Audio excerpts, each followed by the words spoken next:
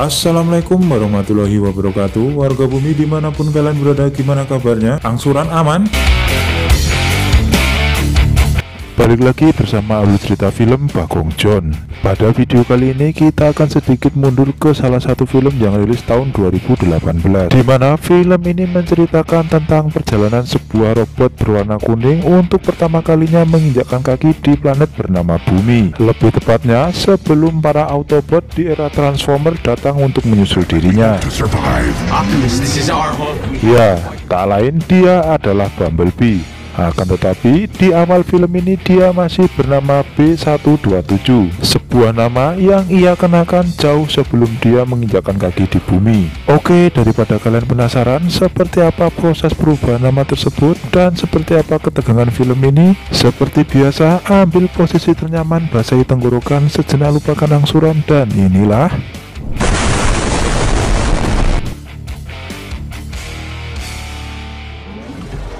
Where's B127? Dan film diawali dengan memperlihatkan sebuah planet bernama Cybertron, di mana ketika itu sedang terjadi pertempuran hebat antara Autobot yang menuntut kebebasan melawan pemimpin kejam mereka yang bernama Decepticon. Di dalam pertempuran tersebut, Autobot berada di ambang kekalahan. Selain jumlah mereka yang terbatas, senjata yang mereka gunakan juga sangat jauh di bawah Decepticon.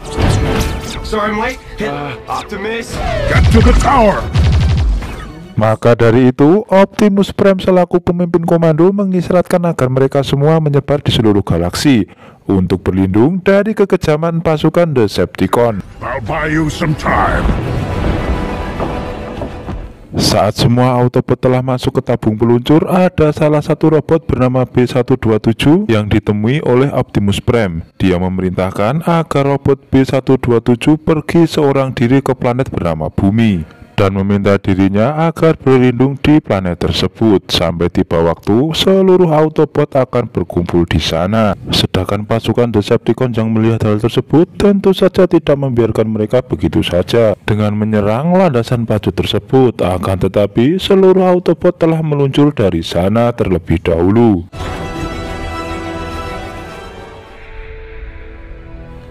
Alur kemudian berpindah ke planet Bumi kurang lebih pada tahun 1987, tepatnya di sebuah hutan yang terletak di California, Amerika Serikat. Terdapat sekumpulan anggota militer yang tengah berlatih tempur di area tersebut, yang saat itu dipimpin oleh agen bernama Brown. Tiba-tiba mereka dikejutkan dengan benda yang terbakar dari atas langit. Yang tak mereka sadari, ternyata benda tersebut jatuh tepat di area mereka. Bahkan diikuti dengan sebuah ledakan yang mengakibatkan seluruh anggota militer terbentak. Atas kejadian tersebut, agen Brown menghubungi markas pusat karena dia mengira pihak pusatlah yang telah menjatuhkan bom di area mereka berlatih.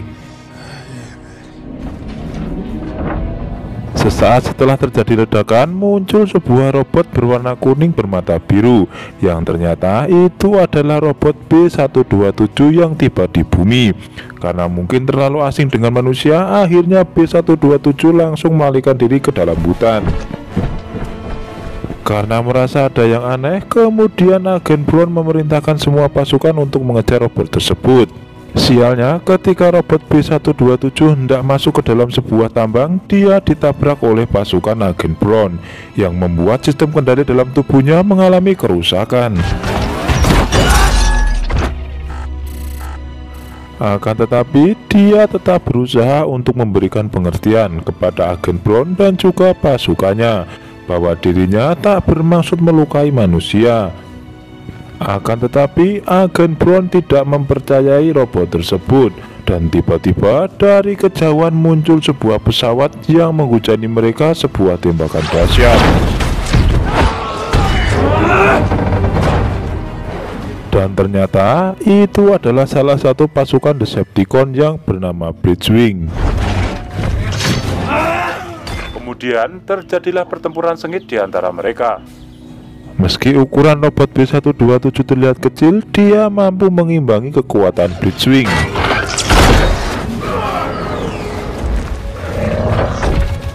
Hal tersebut membuat Blitzwing sangat emosi. Bahkan ketika dia menanyakan tentang keberadaan seluruh Autobot, B127 juga tak menjawabnya. Maka dari itu, chip suara milik B127 dirusak oleh Blitzwing yang membuat dirinya menjadi bisu.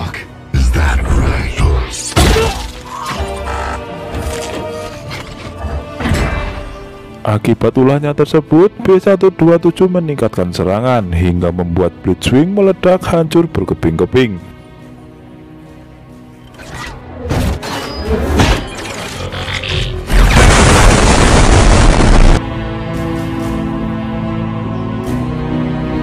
Akibat pertempuran tersebut, B127 terlihat semakin rusak parah, dan dengan sisa-sisa tenaga dia berjalan meninggalkan area tambang.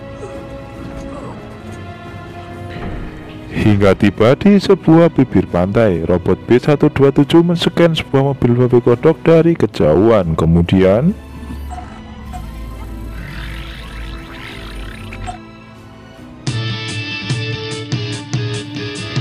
alur kemudian berpindah kepada seorang remaja bernama Charlie. Yang di pagi itu seperti biasa dia melakukan aktivitas ditemani oleh musik rock kesukaannya. Kemudian dia menemui ibunya yang bernama Sally, yang ternyata si ibu ini telah menikah kembali dengan seorang pria bernama Ron. What? Gross, Ron. Di sini Charlie mengutarakan keinginannya kepada sang ibu bahwa di hari ulang tahunnya dia ingin sebuah mobil baru. Akan tetapi karena dirasa tak cukup uang, sang ibu langsung memberikan pengertian kepada Charlie bahwa dirinya tak mampu mengabulkan keinginannya tersebut. Lantas Charlie pun memberikan opsi yang kedua, yaitu meminta uang dengan jumlah $500.000 kepada sang ibu untuk memperbaiki mobil peninggalan almarhum sang ayah. Akan tetapi lagi-lagi sang ibu juga menolak keinginannya tersebut. Tak mau berpangku tangan, akhirnya Charlie berinisiatif untuk berusaha sendiri. Salah satunya dengan berjualan minuman jeruk peras ketika teman-temannya tengah menikmati liburan. Dari kejauhan ternyata ada seorang jamet bernama Memo yang diam-diam selalu memperhatikan dirinya. Akan tetapi di sini Charlie tak tertarik dengan jamet tersebut. Sepulang mencari cuan, Charlie selalu datang ke tempat lelang onderdil mobil bekas milik seorang pria paruh baya bernama Mr. Hank. Di sini dia mencari onderdil mobil yang bisa digunakan untuk memperbaiki mobil peninggalan sang ayah. Namun karena kurang hati-hati, Charlie merobohkan speedboat yang membuatnya melihat sebuah mobil VW kuning yang tertutup sebuah kain.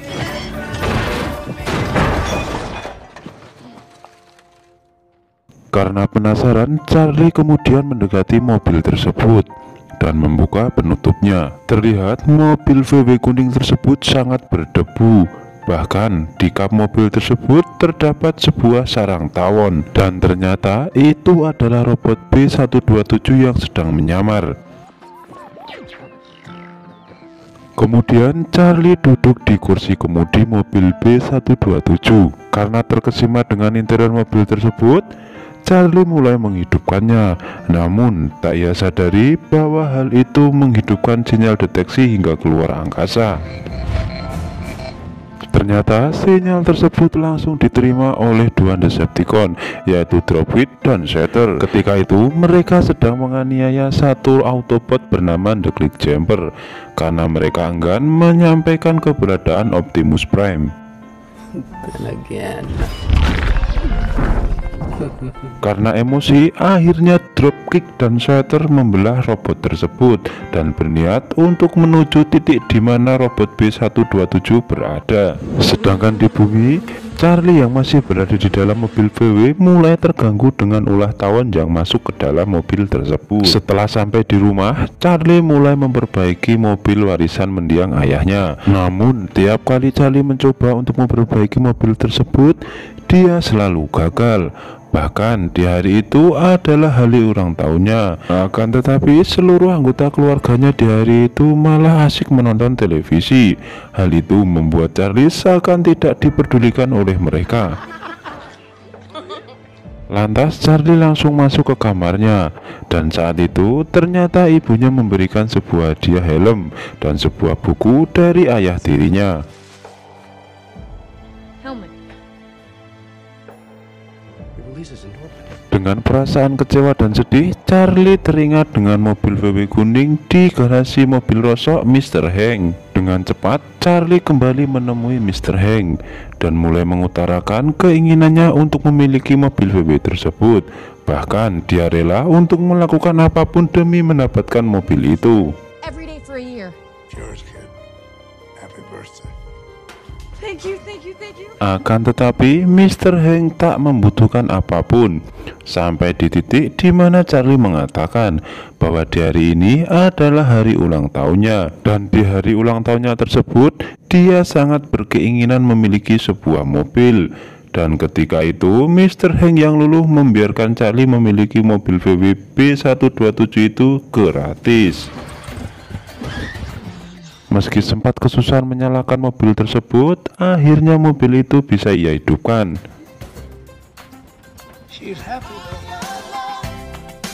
Lantas dengan wajah yang bahagia, Charlie langsung membawa mobil tersebut pulang ke rumahnya. Sesampainya di garasi, Charlie mendengar sesuatu yang jatuh dari kolong mobil tersebut. Ia pun berusaha untuk mengeceknya, namun tak ia sangka dia melihat sebuah kerangka robot dan terkejut saat mobil tersebut berubah menjadi robot B127.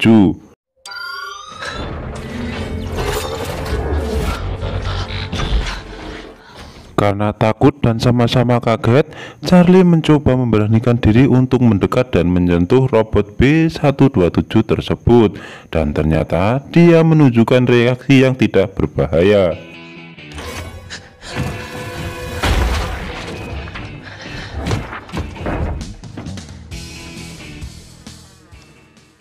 Kemudian Charlie mulai menanyai robot B127 tersebut dari mana ia berasal dan siapa nama robot tersebut.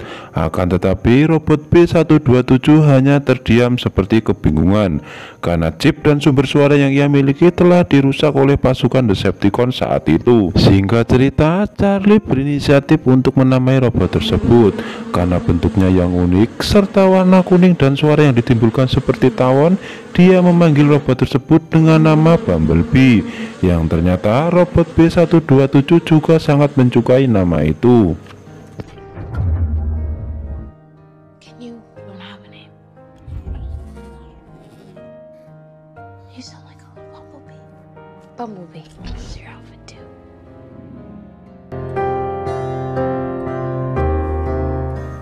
Maka sejak hari itu nama Bumblebee melekat pada dirinya. Sedangkan di sisi lain, Dropkick dan Shatter telah sampai di bumi, yang langsung mengubah bentuk menjadi sebuah mobil guna melacak keberadaan Bumblebee.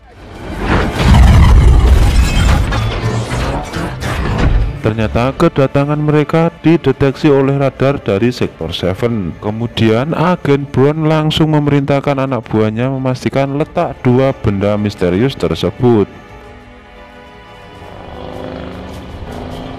Di keesokan pagi terlihat Charlie sedang memarahi Bumblebee karena dirinya selalu menampakkan diri di hadapan orang banyak. Maka dari itu Charlie memperingatkan Bumblebee ketika ada orang selain dirinya dia harus bersembunyi.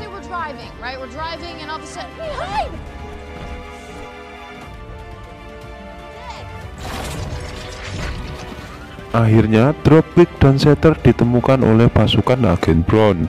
Maka dari itu mereka langsung merubah wujud asli mereka menjadi robot dan mulai memanipulasi sebuah fakta, di mana mereka mengatakan bahwa sedang mencari sebuah robot berbahaya dari luar angkasa yang keluar dari jalur galaksi ke arah bumi. Bahkan posisi robot tersebut tak jauh dari posisi mereka berada. Akan tetapi karena sinyal mereka terbatas, mereka berkeinginan untuk mengakses melalui radar yang dimiliki oleh anggota Sektor 7. That war may find its way here. Di sini sebenarnya agen Brown tak langsung percaya dengan omongan mereka, akan tetapi berbeda dengan agen Powell yang justru langsung percaya dan bahkan mengajak Dropkick dan Shatter ke markas besar Sektor 7. Karena pada saat itu agen Powell memiliki rencana untuk mempelajari semua sistem yang dimiliki oleh robot tersebut. Maka dari itu ia mengajaknya ke markas besar Sektor 7. Kembali kepada Charlie yang saat itu tengah berjalan-jalan bersama Bumblebee di sebuah hutan, yang mana Charlie melihat bahwa Bumblebee mengalami kerusakan. Lantas ia menyuruh Bumblebee untuk berbaring. Akan tetapi saat Charlie mencoba memperbaiki, justru tiba-tiba muncul pesan dari Optimus Prime yang membuat Bumblebee terlihat cemas dan ketakutan. Planet Earth.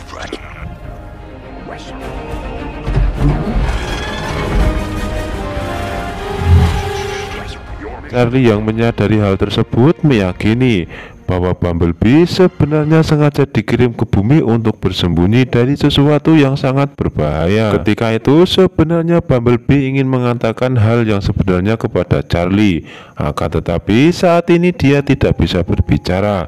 Bahkan gelombang radio miliknya pun juga rusak. Kemudian Charlie mengajak Bumblebee kembali ke rumah, dan di garasi Bumblebee melihat rekaman video saat Charlie sedang bersama ayahnya.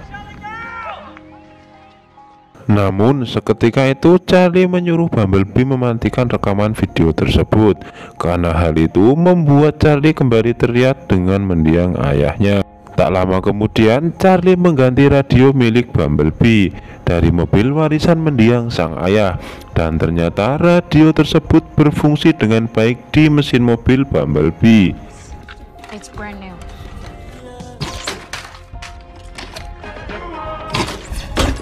Di sini Charlie kembali bercerita kepada Bumblebee soal ayahnya yang meninggal karena serangan jantung. Dan ternyata kaset-kaset yang ditemukan oleh Bumblebee selalu ia dengarkan saat membantu sang ayah memperbaiki mobilnya.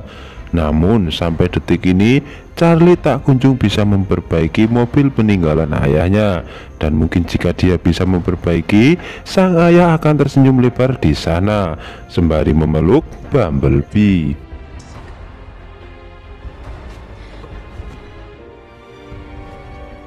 Sedangkan di markas Sektor 7, agen Brown dan para petinggi-petinggi yang lain tengah dibuat gaduh dengan keberadaan dua robot Dropkick dan Shatter. Tetapi di sini agen Powell menenangkan mereka semua bahwa dirinya akan mempelajari semua teknologi dari dua robot tersebut, dan dia juga khawatir seandainya Sektor 7 tidak membantu dua robot itu, dia akan meminta bantuan terhadap tentara militer Rusia. You can do all the experiments you want. Atas alasannya tersebut, para petinggi Sektor 7 menyetujui keinginan agen Powell untuk membantu dua robot Decepticon melacak keberadaan burunan mereka di bumi. Di garasi mobil Charlie, mereka dikejutkan dengan kehadiran Memo yang diam-diam mengintip Charlie dan Bumblebee. Tanpa pikir panjang, Charlie menyuruh Memo untuk masuk dan mengancam dirinya agar tidak memberitahukan siapapun apa yang ia lihat. Singkat cerita, Charlie mengajak Bumblebee untuk jalan-jalan, di mana di sepanjang perjalanan tersebut Bumblebee terus men-scan gelombang radio yang ia kenakan. Dan hal itu ternyata sengaja ia lakukan guna untuk berkomunikasi dengan Charlie. You're trying to teach yourself how to talk, huh? This car is an embarrassment.